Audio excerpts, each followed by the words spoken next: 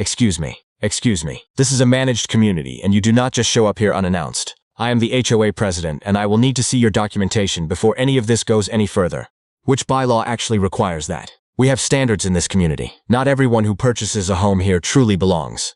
HOA President Cordelia Belford came charging across the freshly trimmed lawn of 412 Creekstone Drive, brandishing a fabricated violation notice, and shouting that Evander Alberto had 48 hours to vacate, or face a $15,000 lien filed directly against his deed, the home he had purchased outright in cash.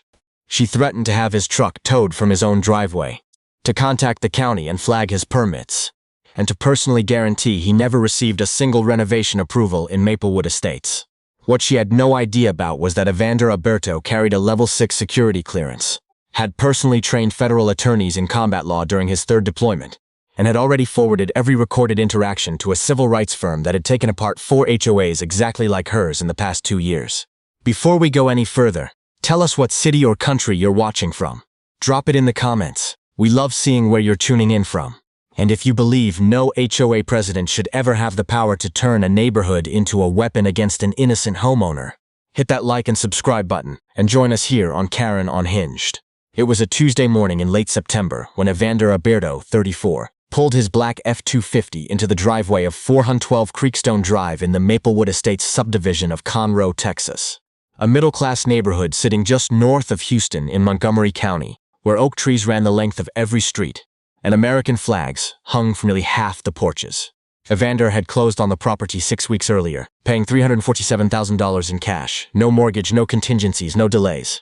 He'd spent 12 years as a United States Navy SEAL, completed 3 combat deployments across 2 continents, and come home to Texas with a single goal: to plant roots in the state he'd grown up in a neighborhood quiet enough to finally sleep through the night. He was pulling boxes from the bed of his truck, sleeves rolled to the elbow, working with the methodical, unhurried pace of someone trained to stay calm under pressure, when he noticed her watching from across the street. Cordelia Belford, 58, HOA president of Maplewood Estates for 9 straight years, stood at the edge of her own driveway on Creekstone Drive, coffee mug in one hand, phone in the other. Eyes locked on Evander with a look that had nothing to do with curiosity. It was calculation. She had held her board position longer than most people in the neighborhood had even lived there.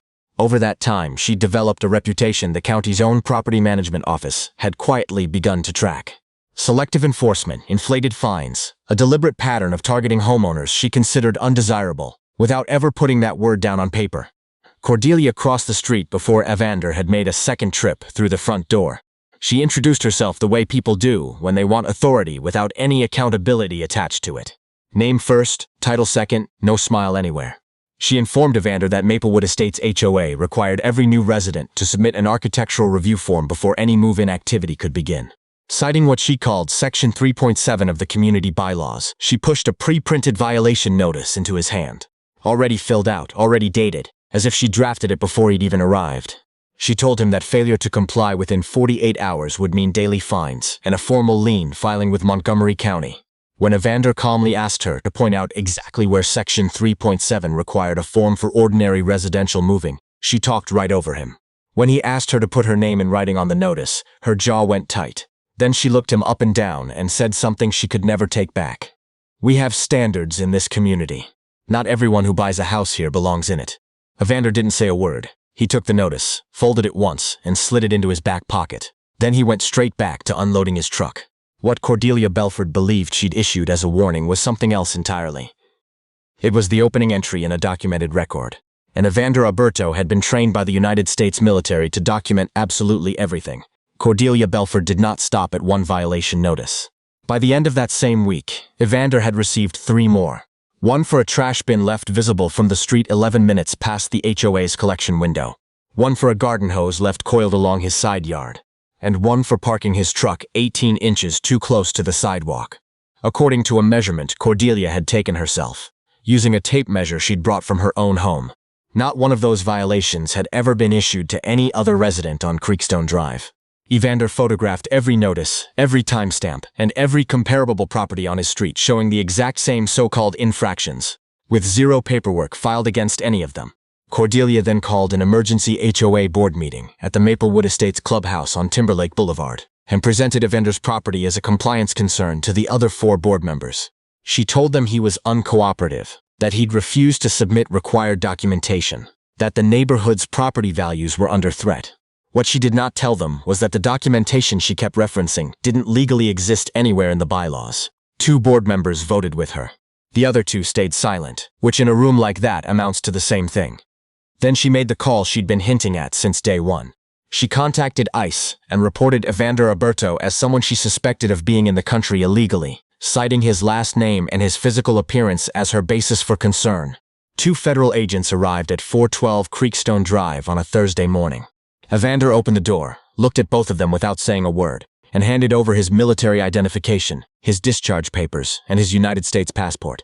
The agents looked at the documents, looked at each other, and apologized before they left. Cordelia was watching from across the street. She believed she had won. She had no idea that one of Evander's neighbors, a retired Army sergeant named Dale Pritchard, who had been watching everything unfold from his front porch, had recorded the entire ICE visit on his phone and was already texting a journalist he knew personally at the Houston Chronicle. The Houston Chronicle story went live on a Friday morning at 6:42 a.m. By noon it had been shared 40,000 times. By evening it was running on 3 national news networks.